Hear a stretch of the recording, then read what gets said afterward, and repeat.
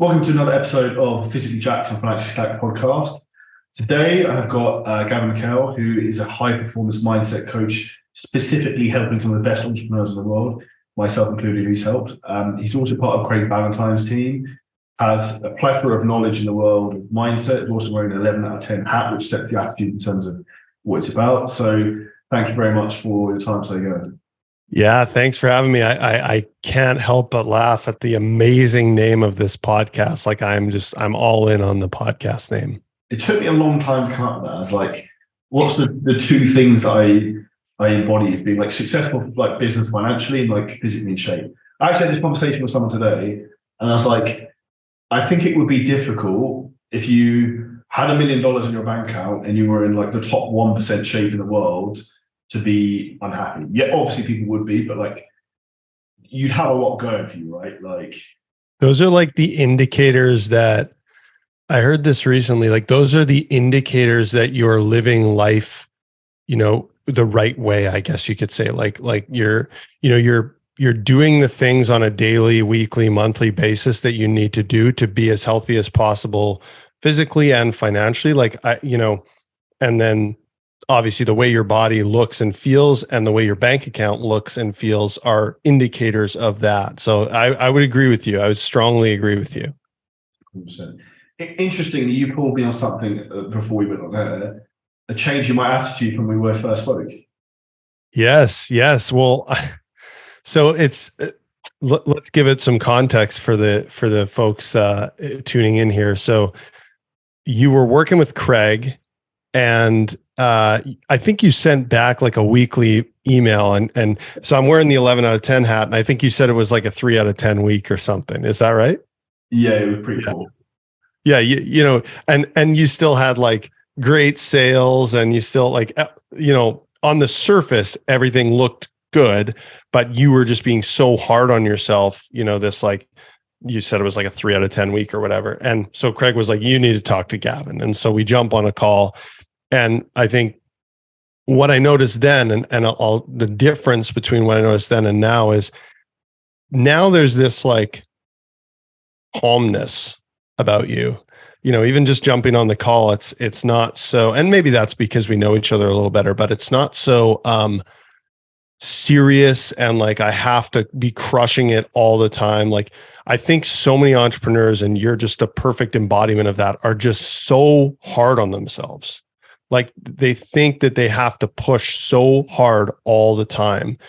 And then they kind of get into this mentality where like, I always have to be looking for the things I'm doing wrong, which then leads to this, 2 out of 10, 3 out of 10. My week was terrible when really it was a great week. And that's what this 11 out of 10 hat embodies is like, you can choose to look at your situation in whatever way you want to. And then you even said something to me like within 2 minutes of us being on the call that like, you just choose to shift your perspective around the way you look at things, right? So even if something quote unquote bad happens, you're like, oh, I just choose to like shift my perspective and look at the lesson in that. There's something so powerful about that. Like there's something that as entrepreneurs, like, and business owners, like things are going to happen, right? You're going to have the highs, you're going to have the lows. That's a non-negotiable in business. But can you pull yourself out of the lows as quickly as possible? Can you use the quote unquote lows as lessons? And I think that's what I realized from, I think we talked maybe 3-4 months ago to now. That's what I've really realized as the shift in you. And then, you just like when you embody those things and you start to act and live that way, you can just be more calm and more, I guess we could say happy just in general. It's funny you say that. So like one of the habits I have is I write down like my business and personal goals of like the week or the month, and I have them on my computer screen. And then one of the most important parts of them is actually be kind to yourself, because often I just give myself shit verbally all the time about you don't work hard enough, you're not grinding enough, you're not moving forward fast enough, and so on and so on. But and then when you get into that mindset, it becomes a self-fulfilling prophecy, right? Because you almost put yourself in that state. 100%. This is what so many people need to understand about the way our brain works. The self-fulfilling prophecy is like the the heart of the way that our brain works. Okay. So it's like, if anyone's, the most popular stuff around this is The Secret, the book, The Secret, and things like that. But this is like real scientific research at this point of quantum physics, which means, and quantum science, which basically says that what you think about is what you get, right? So the way that you think then affects the way that you act, which then affects the outcomes that you have, right? So if you think I'm not good enough, or I'm not moving fast enough, or whatever, or you're constantly giving yourself shit, your brain is actually going to look for those, like for evidence to prove that. And then you're going to take actions to prove that, because as humans, we don't want to have cognitive dissonance. We don't want to have any difference between what we believe in and what we do and see. Like our brain tries to reduce that distance, right? So our brain is actually going to go to work on problem solving, on why we're a piece of shit, why we suck, why we're not good enough, which of course like doesn't serve you, doesn't serve your business, doesn't serve your clients. So if we can shift the way that you like you said, be kind to yourself. If you can shift some of that language, look, it's going to happen, right? These are 30-year patterns that we have, right? It's going to happen. But if we can catch it and shift it into something that serves us better, then we're going to be able to, like I said, make better decisions. And if you stack better decisions on top of one another every day, every week, every month, that adds up. And we're going to be able to come from a better place when we're taking actions in our business. And so I think that's like, it's as simple as that. And so one of my favorite sayings is thoughts become things. And that's exactly it, right? Thoughts become things. And like people just have such a hard time recognizing this. Like I'll give you a perfect example. I have one of my clients, she was emailing me today, and she's really working on like seeing evidence that she is good enough, that she is enough. Like she's working on building up her confidence, right? And you got to understand, like, these aren't people that are like really, really struggling. Like I work with people who are making hundreds of thousands of dollars who need this work. So it's important to recognize, no matter where you are in your business, like you should be doing this type of work. But anyway, she's working on her confidence. And she said, there's a couple, like she was sharing some wins. And she said, I actually did that thing that I said I was going to do. And I was like, I just want you to note your language. Like, I actually finally did it. Like, what do you mean you actually did it? Like, of course you did it. When we put these little words in and these little pieces of like these language pieces that are kind of like taking away our own power, right? It's like, well, I actually did it. Or, those things where it's like, of course this happened to me, right? That's such a thought becoming a thing, right? Where it's not serving you in any way to be like, of course, this bad thing happened. What would be so much better is like, let's get curious about it and be like, well, I wonder why this thing happened that I didn't really expect or that I didn't really want to happen. Then we can start to ask the right questions. Then we can start to shift our mindset around it. I think an interesting thing I thought of when you said that about the $100,000. Do you think in some respects people actually struggle a bit more when they have more success? I think, yeah, sometimes. Sometimes the success, well, what I notice around success is that a lot of times people will have lots of evidence, right? So let's say someone has made $500,000 in a year. We're really good at saying like, oh yeah, like that was because of that thing. And like taking away our own power. It's this whole like, be humble thing, right? Everyone's like, you got to be humble. I don't know anyone who played sports, right? I was always told like, deflect, always push it to your teammates. It wasn't me, it was my teammates. The team played a really good game, all that stuff. And then we start to we bring that into like, we kind of embody it. Right? We internalize it. It was just like, oh, it's always, whenever we do something good, it's always external. Whenever we do something bad, it's always internal. Right? But what if we internalize the good stuff and just bragged a little bit? like, there's nothing wrong with like, obviously we don't want to like go around saying like, I'm the greatest of all time and everybody else sucks. But I think we need a little bit of Muhammad Ali, just like a little bit of bravado, right? The right amount of bravado never hurt anybody. It's a delicate line, but especially when you're working on your own mindset, like when you're not sharing this with other people, like in your journal and things like that, like giving yourself kudos and saying, I'm proud of myself for that. I did that. I made that sale. I helped that client get that great result.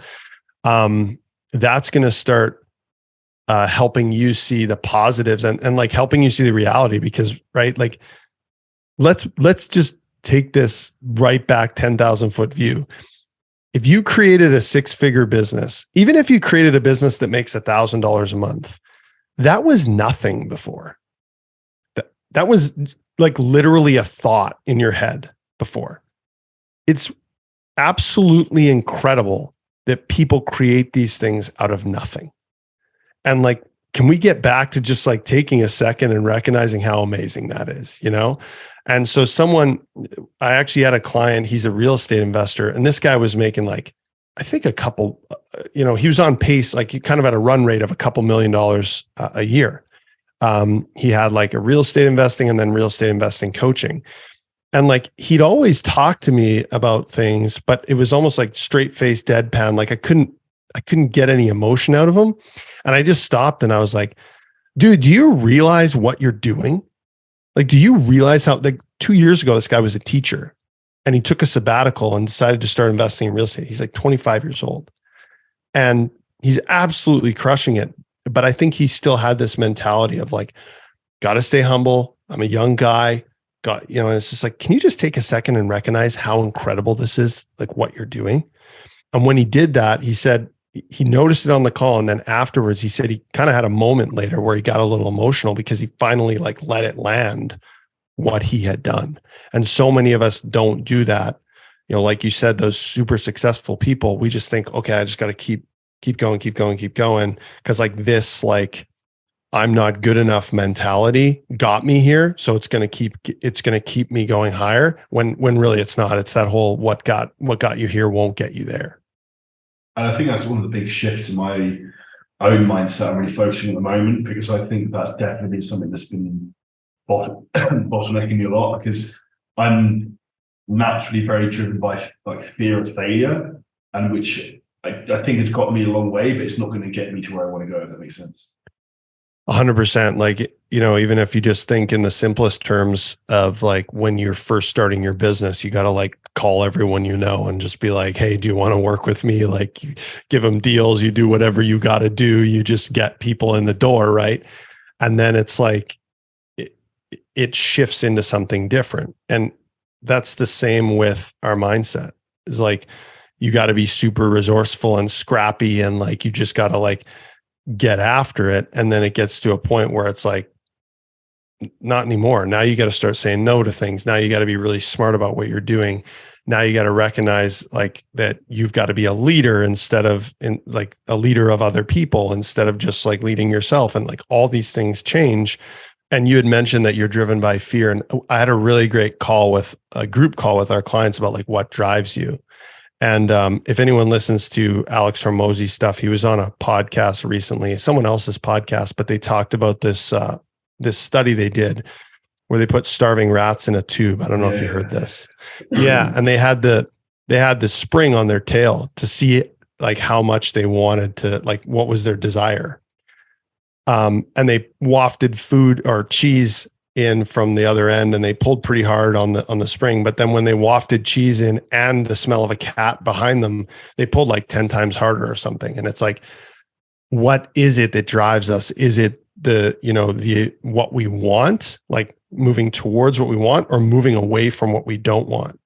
And you had mentioned you're driven by fear. I think a lot of people are, but can we upgrade the fear that we're driven by?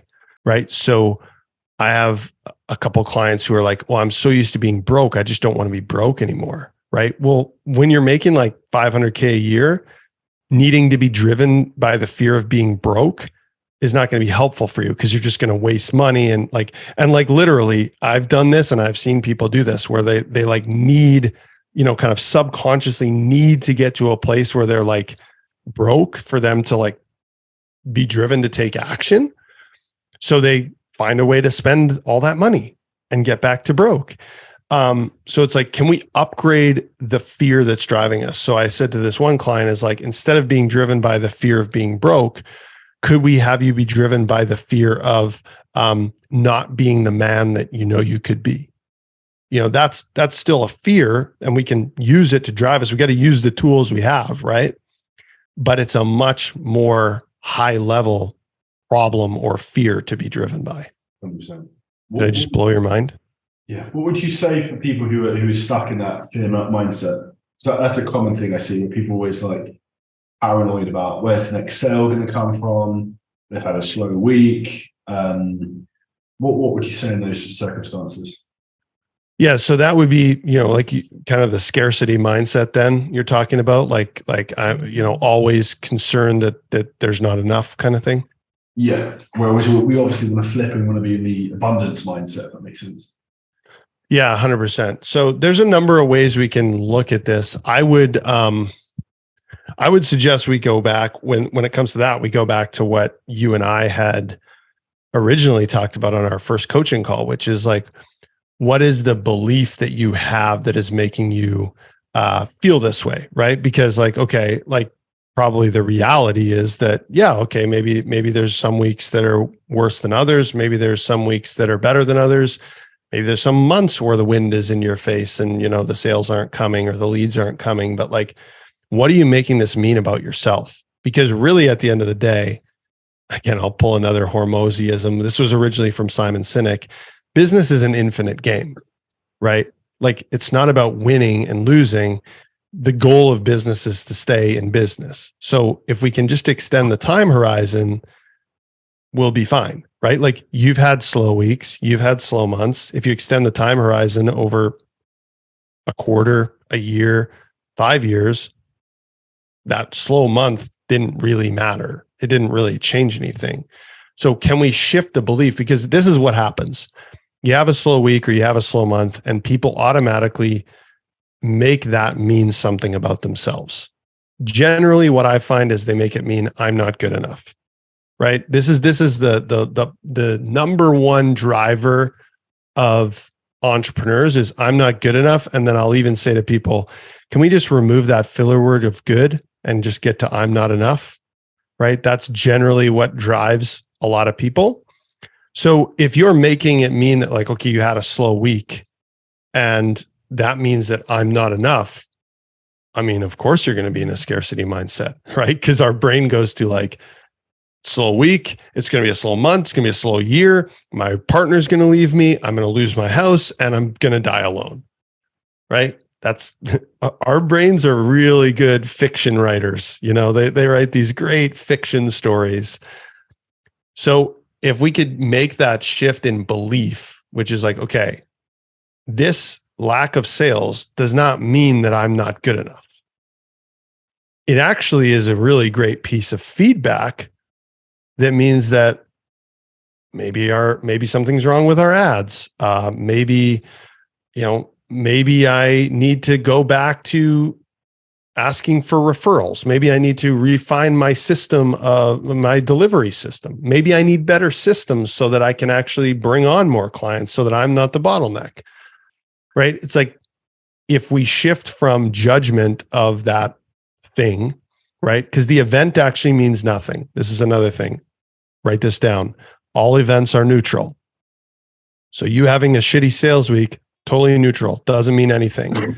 What actually, when we feel something and we do these things and get afraid because of the beliefs we apply to this neutral event, right? So it's like, well, that neutral event of low sales could mean a number of things. And if we just got curious and looked at it for what it was, which is a piece of feedback, a data point, then we could go, oh, well, maybe I just need to change this thing. Or maybe it's just a shitty week. Like maybe something happened in the world. Maybe, maybe it's spring break in most of North America, and that's why no one's buying because they're all on vacation. Like there's so many reasons that are so much different than I'm not good enough or I need to change everything.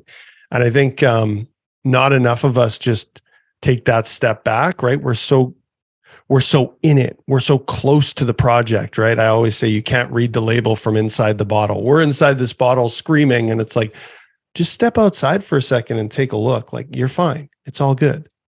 Does that make sense? I know 100%. I just rambled a little bit. 100%. I think respectfully, people, I think what I see a lot from people I work with, they almost need to get out of their own way, if that makes sense.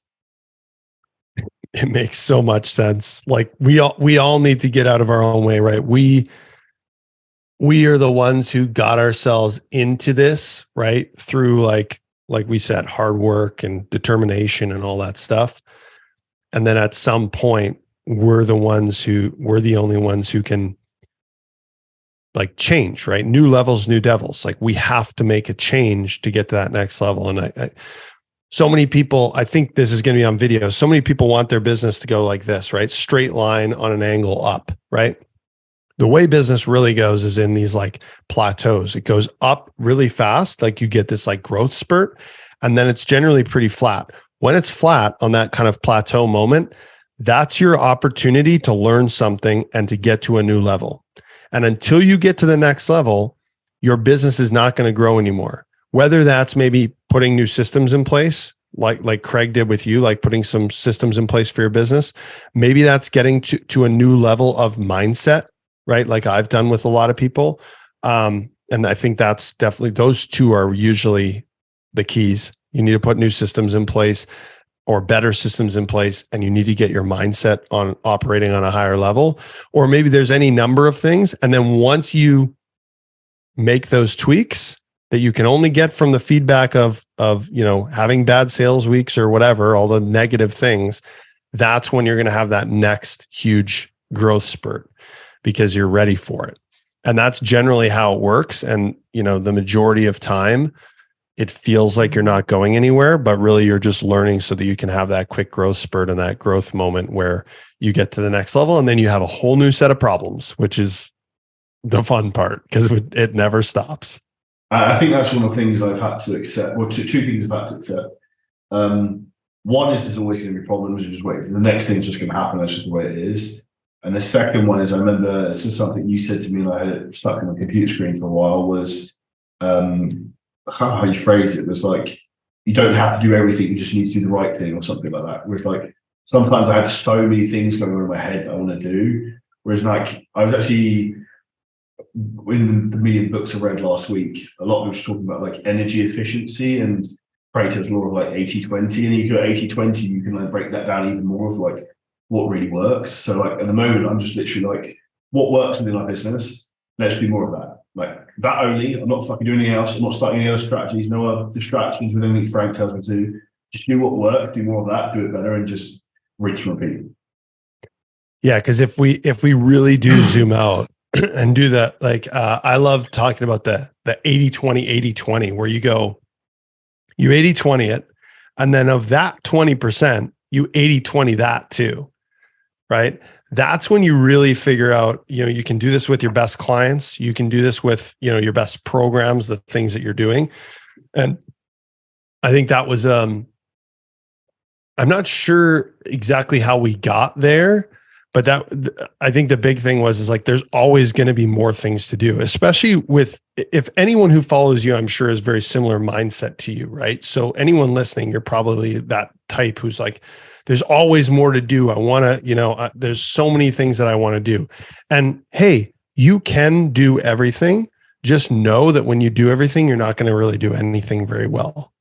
And you've got to pick the things that are working. Like the best part for you, Charlie, is you've got all this feedback now from running this business for some time that you can see like, okay, that's working really well. That's working really well.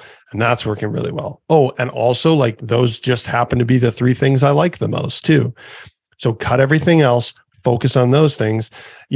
Most people would actually just need to focus on one thing, right? If your business like isn't at 10K a month yet, you need to focus on one offer, one thing, like that's it, and just crush that offer.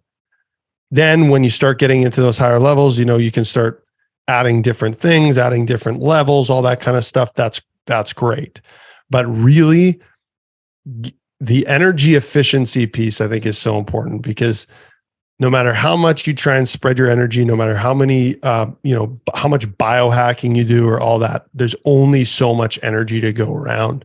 There's only so much that you can really focus on. And when you scatter that focus, it just gets so much harder to succeed at any of those things. 100%. Interestingly, actually, when I was away, I didn't have my phone for 4 or 5 days. I came back, the fitness business had done like really well. I come back the 4 or 5 days after I start getting involved in like harassing things, it gets worse. So I'm like, what? Like, it was better when it wasn't even here. So it's like, I might as well not get involved with that. So, and that's actually the interesting thing that made me think about, is that this clearly works fine with me out without me even being here. So what do I actually do when I'm involved? Like, obviously I have the mastermind that I run in the fitness business, but the fitness thing, it doesn't really need me anymore.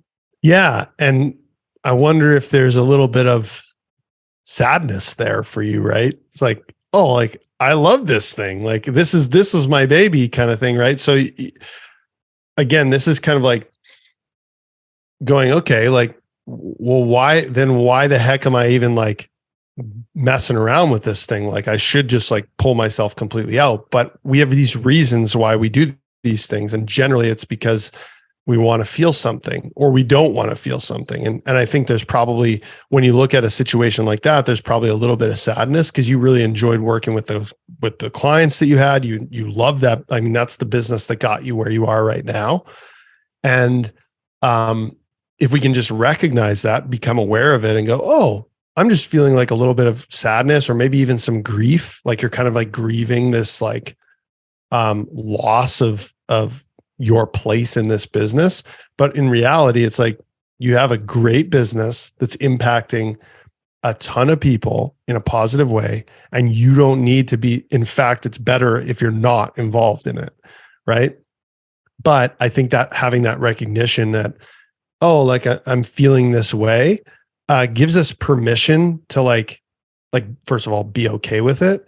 And then also gives us permission to make a decision that, like, based on what you've noticed, based on the feedback, if we look at it objectively, the smartest move is for you to get the hell out of there. Right. But, you're going to want to like dip your toe in. Oh, well, what if I just tweak this? And then of course it goes to shit. Right. So that's one of the things I wanted to talk about, was like using your emotions to help regulate your decision making. Are you okay if I dive in on that a little bit? Yeah, that's a really, really good subject. Yeah. So like, if that just brings up such a great point, right? Is like, so many times we avoid emotions. I was a hockey player growing up. My dad always said, don't let anyone see your emotions. Don't let anybody see your emotions. And it served me in that time. Like, you don't want the crowd or the other team to know that you're hurting, right? So just be totally, blank face, do your thing, game face, But then I hid my emotions from myself too. And it was like, I had this like wall in my brain where I like couldn't figure out what I was feeling. And there's a few good books on this, but one of the best ones is called Ask and It Is Given. I think I told you about that one. Yeah. Esther and Jerry Hicks. And they say that your emotions, like your feelings, are actually like your best interpreter of what's going on around you. Like, it's like a built-in GPS system. It's a built-in guidance system that nobody uses because no one knows how to use it. So if you could just use that to guide your decision-making, you'd be in such a better place, right? So like, for example, Charlie is feeling some sadness about his fitness business, right? So if you were to just recognize, become aware of that and go, okay, what is this emotion trying to teach me? Oh, well, this emotion is trying to teach me that like my business is better off without me, and I can let go. Right? Well, what an amazing lesson to get from a random emotion. Whereas what most of us would do is we'd just get like angry and frustrated and like, why is this happening? Like, I'm keep tinkering with the business, oh, maybe I need to play around with it more. Maybe I need to quote unquote work harder, and it keeps getting worse, right? When in reality, this emotion is just trying to tell you, get the hell out of here.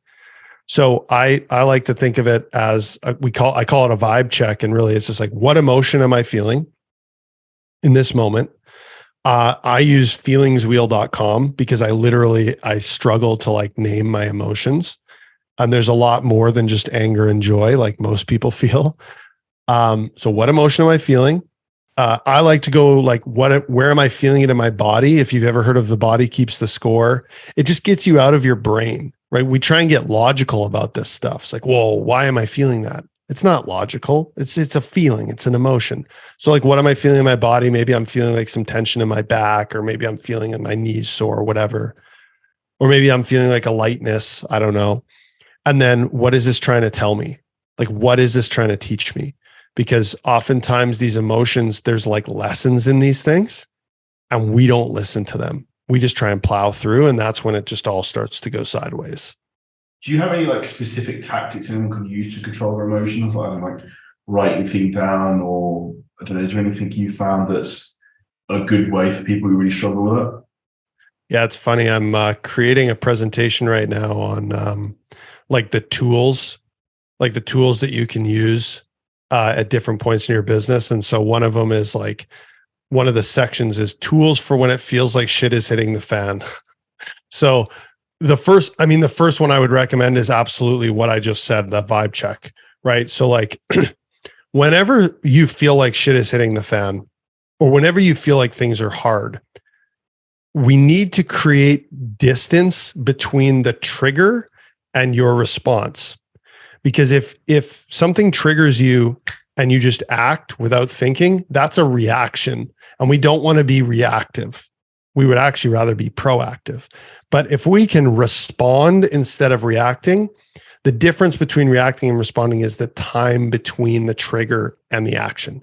So the vibe check would allow you, okay, this thing triggered me, right? I'm now feeling this emotional state. Let's go. What am I feeling? Where am I feeling it in my body? What is it trying to teach me? And then you can take a more aligned action. Another really simple way is just breathing. So like focusing on your breath, because that gets you present. And one other thing about focusing on your breath, we like to use this one called the 4-7-8 breath. In for 4 seconds through your nose, hold for 7 seconds, out for 8 seconds through your mouth.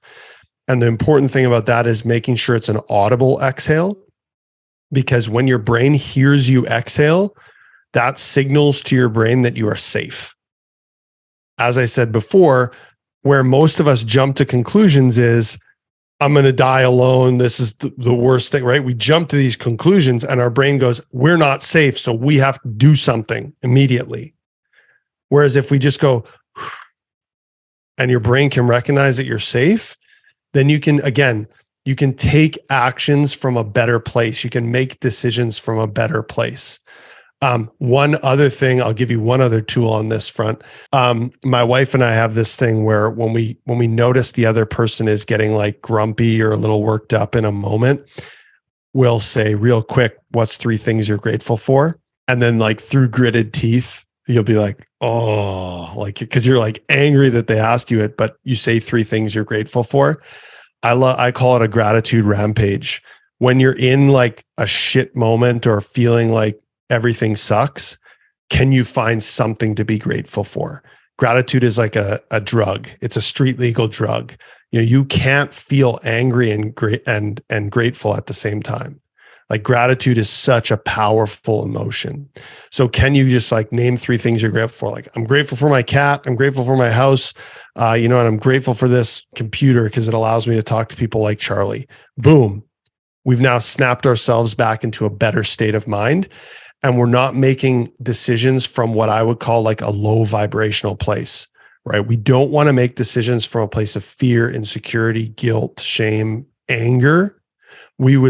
It's better to make decisions from a place of gratitude, knowledge, appreciation, joy, love, right? This is where we want to be making the majority of our decisions from. So we have to take the space to get ourselves back into that higher vibrational place. I know I'm getting a little woo-woo, but that's me, man. So, so I was interested in, Gavin, was to know more about your story and the NHL. Yeah, sure. We maybe should have started with this, shouldn't we? So my story is, go back to like my hockey days. I played junior hockey and college hockey, and I was like one step away from the pros. And really, my mindset is what held me back. I had a lot of the skill set, but my mindset is what held me back, which is really interesting paradox. But Tim Ferriss talks about how a lot of successful people use weaknesses and turn them into secret weapons and turn them into like, the thing that they do. And that's essentially what I've done.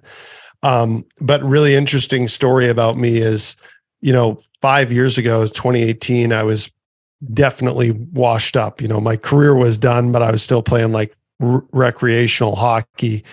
And I got this opportunity as this rule in the National Hockey League. So anyone who follows pro sports, the National Hockey League in North America, there's this rule where you have to have an emergency backup goalie in the building. So each team carries 2 goalies, but it had happened a few times where both goalies got hurt in a game. So what do? And there was like some really weird moments where like a coach would go in net or something. Like it was just really weird, or a player would like put on goalie gear. And it's kind of like, what? This is professional hockey. So what they did, they put this rule in where you had to have an emergency backup goalie in the crowd at every NHL game. And I got the opportunity as one of 5 or 6 in my city. We have an NHL team here, the Winnipeg Jets. And the rule is you can be the goalie for either team if they need you. You basically get to go, you take your equipment with you, and you get to sit in the press box, have the dinner with the media, watch the game. But the rule is if you're needed, you got to go and like put your gear on and basically be a part of that team. So 2018, you get to pick your games. And I had picked this game, the Washington Capitals, because they had won the Stanley Cup the year before. And I just thought I'd love to see them play. So the game's at 7:00, 5:00 PM. I get a call. Actually, I got a bunch of calls that I missed from a totally random number. And then I got a text, hey, it's the goalie coach from the Washington Capitals. We need you. Call me back. And I'm like, what? So it's like 2 hours before the game. I'm like going through my normal day, and they're like, we need you. So I call this guy frantically, and he's like, yeah, like one of our goalies got hurt this morning at our practice. We need you to dress. And like, I would be the backup that, like, I wouldn't play, but they need me to dress for the team. So I like fly downtown to the arena, like in game day traffic. I'm like frantically calling my parents, like, hey, this is what's happening. Actually, side note, the Winnipeg Jets were really great about it. They allowed my parents to come and sit in the press box and see it, which was really, really cool. So I get there. I've got like my old shitty hockey bag and like my secondhand gear from like 10 years ago. And I walk in the door, and like all these guys are like warming up for the game, and they're like, what is going on? And like, so I go, and anyone who knows the NHL would know the name Alex Ovechkin. He's going to go down as the best goal scorer of all time. He's chasing a record right now, actually. So I walk in, and he's the first person that I see, and he introduced himself like, hi, I'm Alex. And like, this guy's like living legend in the hockey world. I'm like, I know who you are. So he's my first introduction. They take me into the locker room. I get like I have to do like a full physical. I sign like an amateur tryout contract with $0, by the way. I walk into the locker room. There's like, I have a stall with like my jersey hanging in the stall with like my name on it already. Like there was like one of those name bars on the stall, and like a hat so that I could wear it during the game. I'm like, this is nuts.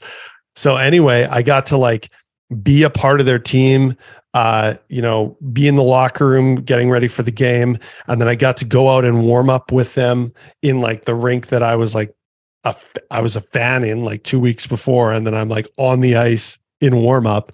And I didn't fare too well in warm up. I got quite a few goals went past me. The first shooter was Alex Ovechkin, like I said, one of the best goal scorers of all time. but it was so cool to like be a part of the team. And then of course, during the game, I sat and watched. I didn't end up getting to go into the game, but I got this like one day as a pro moment. And it's such a cool experience that no one's ever going to be able to take away from me. But one of the coolest things was, I had really gotten into this like 5-minute journal before that. And anyone search the 5-minute journal. It's a really cool way to get into journaling. And it was like, what would make today awesome? And every time I had a game on the calendar that night that I was like going to be the emergency backup in, I would write, it would be awesome if I got to play in the NHL today. And let's go back to the very start. What you think about, like, thoughts becomes things. I was always priming my brain for that. And I was thinking like, there's a very real possibility that I could play in the NHL tonight. And I was always prepping myself for that. And then, it became a thing. It happened. And I think that it's such a perfect example of this thoughts become things, because I would write it down. I would think about it. I would literally visualize it. And then it came to fruition and it happened. And it was just, like I said, it was like a once in a lifetime moment. 2 crazy days after that of like media and all that stuff. And then it all went away. But I still have the jersey here beside me. I got a stick from Alex Ovechkin, and I just will always have that memory. Can you still like stay as the reserve goalkeeper or like on the wait list after you played once? Yes. However, when COVID hit, it all obviously changed. Or like they didn't have those goalies in the crowd. And then I think I maybe was too old after COVID because they never called me again. So yeah, you could still get on, because that's why they sign you to what's called an amateur tryout contract, because you aren't considered a professional still. So you still could, you could go in multiple times if they needed you. But I think they basically now what they just kind of like got 5 or 6 guys that are a little younger and maybe a little more limber. I guess I aged out. What would you say is the biggest lesson you learned from that? Okay, this probably isn't going to be what people expect. This is a team that won the Stanley Cup the year before, like the greatest trophy in hockey. This is a team that had every reason, like this whole situation is laughable. They had every reason to put me in another locker room, to not talk to me, to basically just be like, just stay over there and don't bother us. They welcomed me into their locker room. Every one of them introduced themselves to me. They treated me like a part of their team. And I think one of the lesson that comes from that is like, how do you treat people who can essentially do nothing for you? Now, I was helping them out, of course. Like they needed a goalie. Like they wouldn't have had a second goalie. And I mean, they would have been fine. Their goalie played fine and it was all good. But how do you treat someone who essentially can't do anything for you? And they treated me like gold. They made me feel like a part of their team. And like, I'll like forever feel like I'm a part of that team. It's like, it's this really cool thing. It's like, they just kind of like welcomed me into the brotherhood. And I think so many of us get so caught up in like the way things should be and get so caught up in like what we want out of certain things. But really, like at the end of the day, like it sounds so cliche. Maybe it's cliche for a reason. Like being a kind person is like the best thing you can do. Like it really is. Why do you think so many people struggle to do that, probably in particular in business? I think because we have our own agendas, right? We have like this, like, I need to do this thing, right? I had a client once say, like he was having a lot of trouble where he was like in the DMs and creating content and doing all the right things, but it wasn't going right for him. And he's like we talked a lot about his mindset and stuff. And he's like, I think I just need to flip from what can you do for me and change it to what can I do for you, right? Because we just get so into this, like we're selfish, right? Like it's just the way we are. And we get so into like, what can this person do for me, that we forget that like we have value that we can share, and that the most valuable thing we can do is come with a giving hand, especially in the service industry, and serve first and like I said, and you said, be kind. When you do those things, it takes a lot of faith and trust that it's going to come back. But when you are kind and you come with a giving hand, that will always come back to you 10x, like always come back to you. So I think we struggle because we think we're on some imaginary clock and we have to do something. And so we put all this pressure on this thing. And then it just becomes about us, and we forget that there's, other people involved and other human beings with feelings involved in these things. Yeah, I think there's a lot of lessons to be learned with that, I think. And I think before I probably fallen astray. Like, so I think sometimes in business you have to be quite selfish, in particular around we all have around you, right? Like, it's just the reality, it's the nature of the beast, right? Yeah, we all have. And it's gonna work for you sometimes. And like when we think of like those players for the Washington Capitals, they had to be selfish in many ways to get to where they were. But then there comes times where you get the opportunity to not be selfish, right? Or like there comes times where the universe or whatever you believe in will present to you an opportunity to be kind and to put someone else first, or to come with a giving hand first. And I think if you can recognize that and take advantage of that and be kind, it's going to come back in spades, like I said. It's funny, I did a sales training call before this podcast, and the big thing I was saying on that was like, it's your duty to sell people into the program, because we can help people and change their lives. And like, you not doing that's actually doing them a disservice. And I think that's sometimes where people need to flip their script. A lot of things in terms of like business, that yes, every product, program, service makes money, but providing the product is good is also changing other people's lives. Yeah, I love that you brought that up.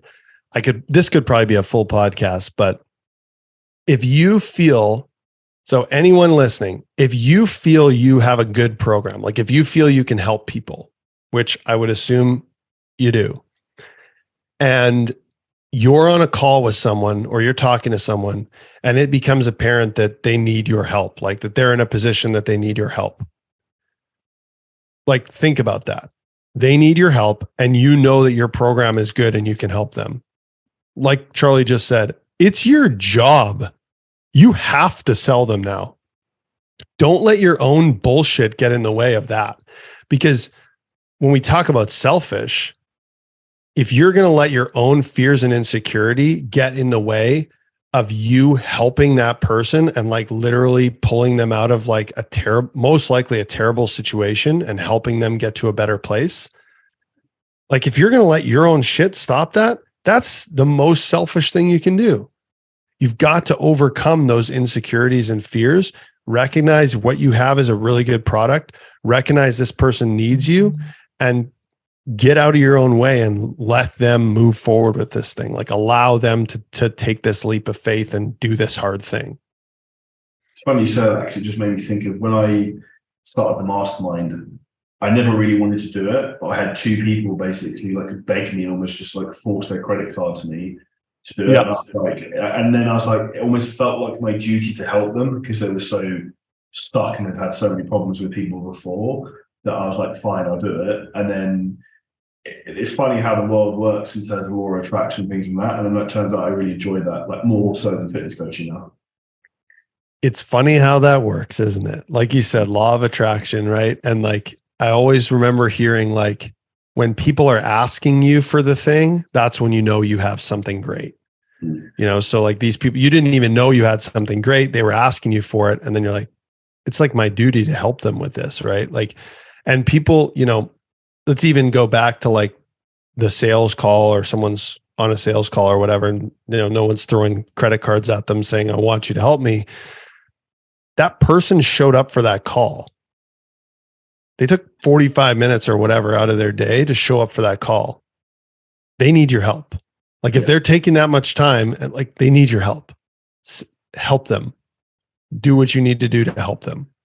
Why do you think some people are afraid to sell people? Well, we have this like weird thing that like sales is dirty or sales is wrong. Like that because we are making money off it, that it's wrong. Like if you shift your let's be real. Most people's perception of money is a complete disaster. Okay. Money isn't even real, guys. Let me just go on a quick tangent. Money's not even real. At this point, money is just numbers on a screen. It's not even like paper anymore. It used to just be paper and coins. Now it's just numbers on a screen. So let's just like get that out of the picture and recognize that what money really is it's an energetic exchange of value, right? So Charlie is running a mastermind, let's say, and he says, I can help you with all these things. Well, if you can't in return help him with something, then the way that you exchange value for that is you'd give him money. Like that's basically how money came about. Is you don't have goats to trade for his cheese, so you exchange money, right? So let's recognize that money is an exchange of value. So actually, if you are making more money, that means that you are providing more value in the world. It doesn't mean that you're selfish. It doesn't mean, anything bad about you. In fact, it probably means something good about you, especially if you're doing like service industry, if you're in the fitness industry or whatever it is, right? It probably means something good about you. So I think what we need to do is we need to shift our perspective around what money means, because so many of us grew up in a society that basically made money and rich people out to be the enemy. I know I did. There are people who make a lot of money who are not good people. There are also people who don't make a lot of money who are not good people. So let's just recognize that being rich does not make you evil. Making a lot of money does not make you bad. In fact, it probably means you're just providing more value to the world. And something I like with that as well is you get paid according to the size of the problem you solve for someone, which I think is an interesting perspective, right? Yeah. Like, I think I used to say this when I was doing some fitness business coaching, similar to what you do. I said, I promised people that I could get them to 6 figures, right? And so that solves a pretty big problem, especially if they're not making much money right now. But if I had promised them that I could get them to 7 figures from where they were, the price tag would have been a hell of a lot more, because I was solving a bigger problem. And when you think of like fitness, right? We think that we're solving this one problem of like fat loss or muscle building or whatever. That's not a very big problem in a lot of people's minds. The problem you're solving is lack of confidence, a poor relationship with their partner because they have no confidence and feel like shit.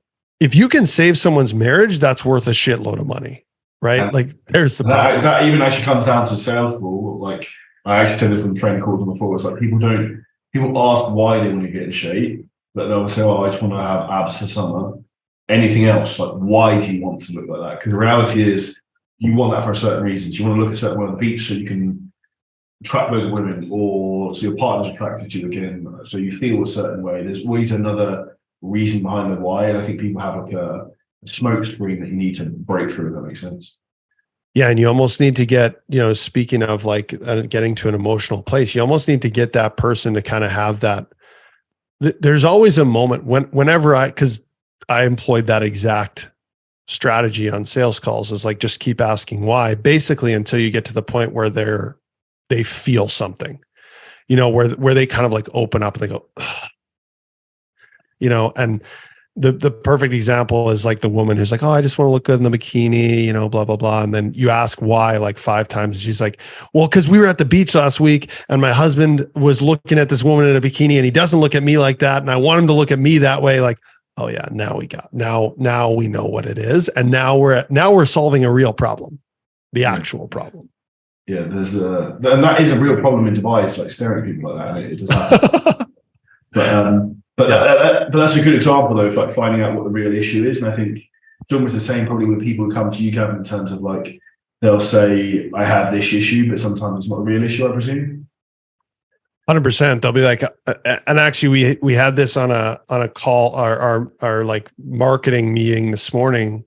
Is one of our sales guys said it really well. Like, a lot of people come to us saying they have a leads problem, right? I'm sure you get that too. I don't have enough leads, all that stuff. they really have a leadership problem, right? And if we can help them, yeah, it's good, right? And if we can help them recognize, like I asked the question to a new client last week, he said he wanted this certain amount of clients so that he could get to this certain income level for his family. And I said, I think he said it was like 17 clients or whatever. I said, great.